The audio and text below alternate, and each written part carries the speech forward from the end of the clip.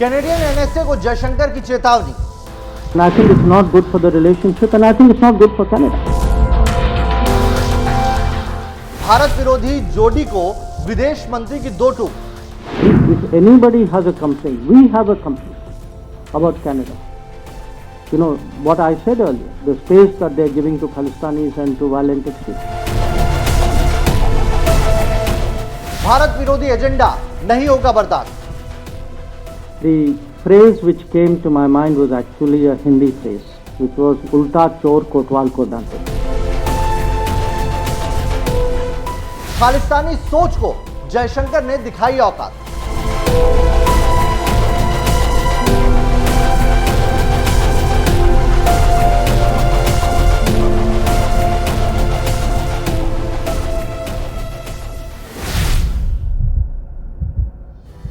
नमस्कार, NMF news देख रहे हैं आप। आपके साथ मैं हूं नवेद। कनाडा, जहां भारतीय मूल के लोगों की तादाद तकरीबन 18 लाख के आसपास है, जो कनाडा की कुल आबादी का 5% है, यानी वो आबादी जो वोट बैंक के लिए वहां की पार्टियों को ललचाती आई है। लेकिन दिक्कत यह है कि कनाडा में मौजूद इन भारतीय मूल के लोगों में बड़ी संख्या में सिख कम्युनिटी है और उनका एक बड़ा धड़ा खालिस्तानी वायरस से ग्रसित है, जो कनाडा की पॉलिटिक्स में भी इन्वॉल्व है। और इन्हीं की खातिर कई बार कनाडा की सरकार और पार्टी कुछ ऐसे कदम उठा जाते हैं जिसका खमियाजा उन्हें उठाना होता है। ताजा मामला कनाडा की राष्ट्रीय सुरक्षा सलाहकार जोडी थॉमस के एक बयान के बाद सामने आया, जिन्होंने वोट बैंक पॉलिटिक्स की खातिर भारतीय लोकतंत्र पर सवाल खड़ा कर दिया था।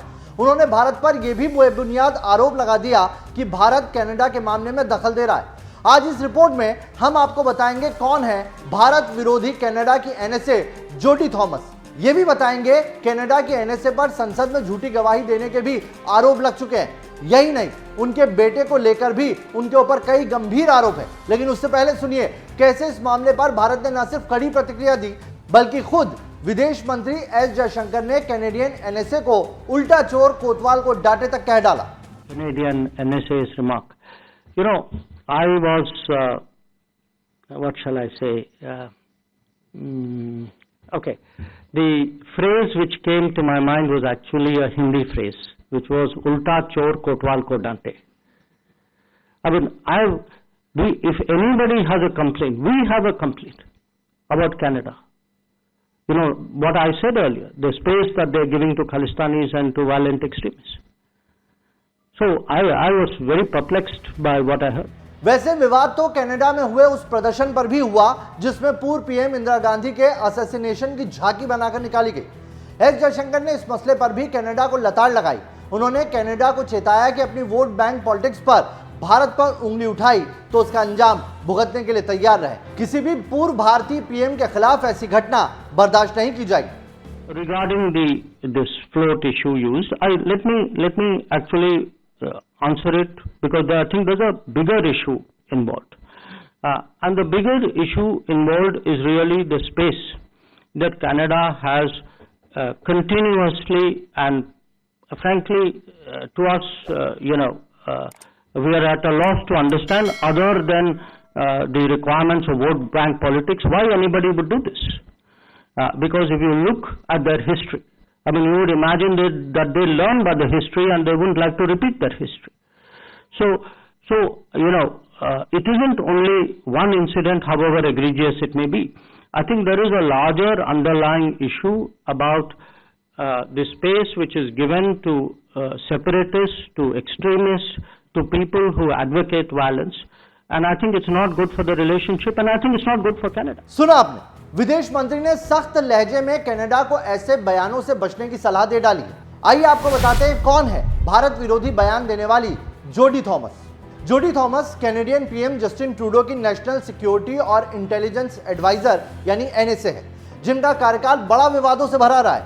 उनके कार्यकाल में उन पर कई गंभीर आरोप लग चुके हैं। जोडी पहली बार उस वक्त सुर्खियों में आई थी जब उन पर बेटे को अवैध तरीके से बड़ा मिलिट्री कॉन्ट्रैक्ट दिलाने का आरोप लगा। यह वाकया 2021 में सामने आया जब जोडी चर्चा में आई, जब उन्होंने कनाडा के 77 अरब डॉलर की बैटलशिप प्रोजेक्ट पर सवाल उठाने को लेकर कनाडा के डिफेंस अधिकारियों को पहले चेतावनी दी। उन्होंने ऐसा इसलिए किया क्योंकि उनका बेटा अमेरिकन हथियार निर्माता कंपनी लॉकहीड मार्टिन के लिए काम करता था। बाद में लॉकहीड मार्टिन को 77 अरब डॉलर के युद्धपोत का यह कॉन्ट्रैक्ट मिल गया और इस पर खूब हो हल्ला हुआ था।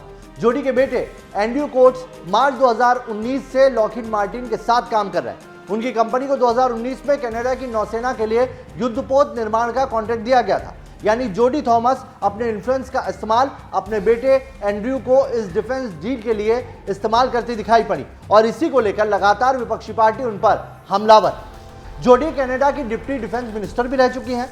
जोडी पर विपक्ष चीन के हाथों में कठपुतली बनकर काम करने का आरोप भी लगाता रहा है। जोडी थॉमस कैनेडियन संसद में दे चुकी हैं झूठा बयान। कनाडा में खालिस्तानियों के अलावा चीन भी साजिशों में जुटा है, जिसका खुलासा अभी कुछ महीनों पहले ही हुआ जब खबर आई कि कनाडा में बड़े पैमाने पर चीनी हस्तक्षेप हुआ।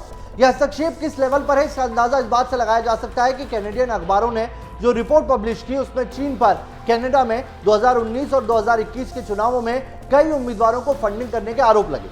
इस बारे में ग्लोब न्यूज ने खुफिया रिपोर्ट के हवाले से बताया कि इसकी जांच के लिए ट्रूडो और उनके वरिष्ठ अधिकारियों ने एक विशेष कमेटी बनाई। हालांकि इस मामले पर जब कैनेडियन संसद में सवाल खड़े हुए तो जोडी थॉमस ने संसद में झूठ बोला। जब हाउस ऑफ कॉमन्स की रक्षा समिति ने सवाल किया तो उन्होंने ग्लोब न्यूज की रिपोर्ट को सिरे से खारिज कर दिया था। लेकिन जब इस मामले को विपक्ष की कंजर्वेटिव सांसद माइकल कूपर ने आगे बढ़ाया तो वो ये भी भूल गई कि उन्होंने पहले इस मामले पर क्या कहा था और इस पर वो बड़ी मुश्किलों में गिराई। जब बेटे एंड्रयू की करतूत बनी जोडी की मुसीबत। जोडी का बेटा जो लॉकहीड मार्टिन के साथ काम कर रहा है, उनके हथियार बनाने वाली कंपनी लॉकहीड मार्टिन के काम करने के दौरान ही कनाडा के रक्षा अधिकारियों के साथ झगड़े का विवादित मामला भी सामने आया। तब कनाडा के नेशनल डिफेंस ने कैनेडियन सरफेस कॉम्बैट प्रोजेक्ट आर्किटिक्ट और ऑफशोर पेट्रोल शिप और दूसरे रक्षा परियोजनाओं जिसमें उनकी कंपनी का सीधा इन्वॉल्वमेंट था उसके लिए दिशा निर्देशों की रूपरेखा तैयार करने से इनकार कर दिया। इसके बाद 2021 में जोडी ने कनाडा के रक्षा उद्योग को फटकार लगाई। यानी जोडी ने अपने बेटे एंड्रयू की खातिर देश की सुरक्षा को ताक पर रखकर उन्हें मैनिपुलेट किया, जो बेहद संगीन मामला था। कनाडा की रक्षा उद्योग से जुड़े लोग इस डील को विदेशी कंपनियों को दिए जाने पर भी आपत्ति जताते रहे थे। उनका कहना था कि इससे घरेलू रोजगार पैदा करने का बड़ा अवसर खत्म हो जाएगा। लेकिन पुत्र मोह में जोडी थॉमस सब कुछ भूल बैठी। बाद में कनाडा की मीडिया रिपोर्ट ने कनाडा की रक्षा मंत्रालय से जुड़े कई अधिकारियों के इंटरव्यू पब्लिश किए जिसमें इस परियोजना की कीमत पर भी सवाल उठाए गए। यानी इसमें बड़ी धांधली के आरोप लगे और यही वजह है कि जब विदेश मंत्री से एनएसए की टिप्पणी पर सवाल हुआ तो उन्होंने उन्हें गिरेबा में झांकने की बात कह डाली। दरअसल कनाडा में सिख कम्युनिटी का वोट बैंक ऐसा है जिसे मौजूदा सरकार लुभाना चाहती है और इसीलिए ट्रूडो और उनकी पार्टी की एनएसए बार बार उनके पक्ष में कुछ ऐसे बयान दे जाते हैं जो भारत विरोधी हैं और इसीलिए भारतीय विदेश मंत्री एस जयशंकर ने इसके लिए उन्हें जमकर लताड़ लगाई। Canadian NSA's remark. You know, I was, what shall I say? Okay, the phrase which came to my mind was actually a Hindi phrase, which was "Ulta chor kotwal ko dante."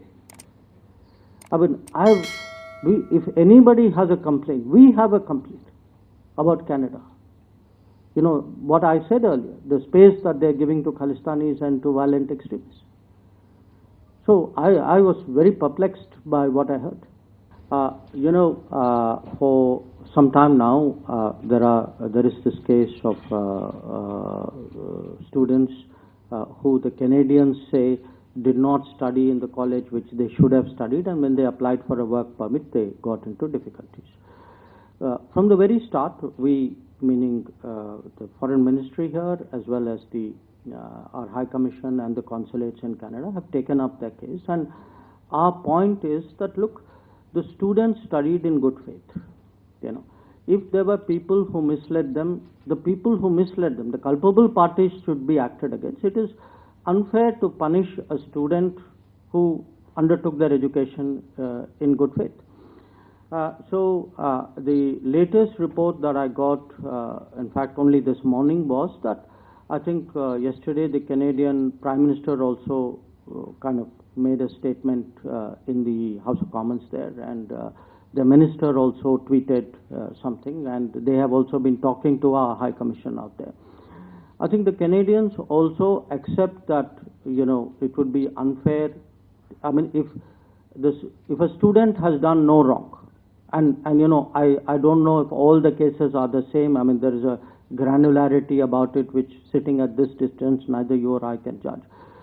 If a student has done no wrong, they accept the idea that they have to find some solution for it.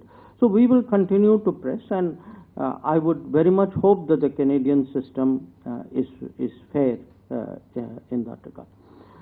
Regarding this float issue used, let me actually answer it, because I think there's a bigger issue involved.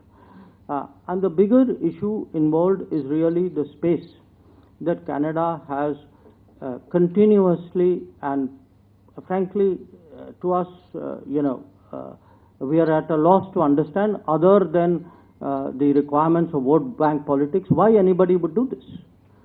Because if you look at their history, I mean, you would imagine that they learn by the history and they wouldn't like to repeat their history.